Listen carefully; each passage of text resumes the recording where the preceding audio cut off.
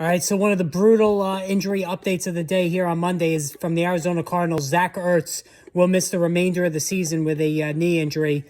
Cliff Kingsbury reported that just about a half hour ago. So real shame here. And this is a big loss because Zach Ertz, I've said it multiple times, severely underrated tight end. You know, if you spend heavily on a Mark Andrews or a Travis Kelce, certainly you got top end production. But if you decide to wait, in my opinion, over the summer, I said Zach Ertz would be the guy that I would target because he's targeted heavily in the red zone.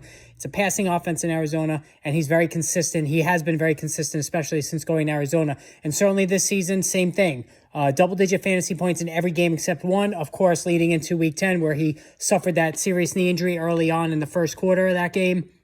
And then against the Los Angeles Rams, and then had to be helped out of the off the field by a cart. And, of course, Kingsbury today basically confirming the worst fears that Ertz has done for the season. This is a tough blow for a veteran player, a leader on this team, and certainly anybody who owns him in fantasy football, especially at the tight end position. This is a tough hole to fill.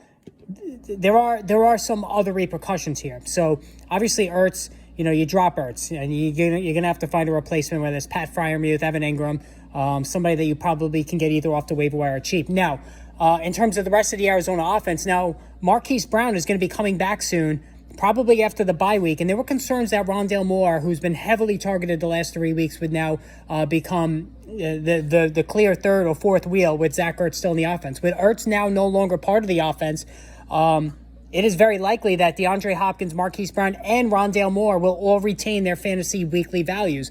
Hopkins will be the fantasy wide receiver 1, Marquise Brown will be the wide receiver 2, and Rondale Moore will retain high-end wide receiver 3 value. So if you're a Rondale Moore owner, Zach Ertz's loss is your gain.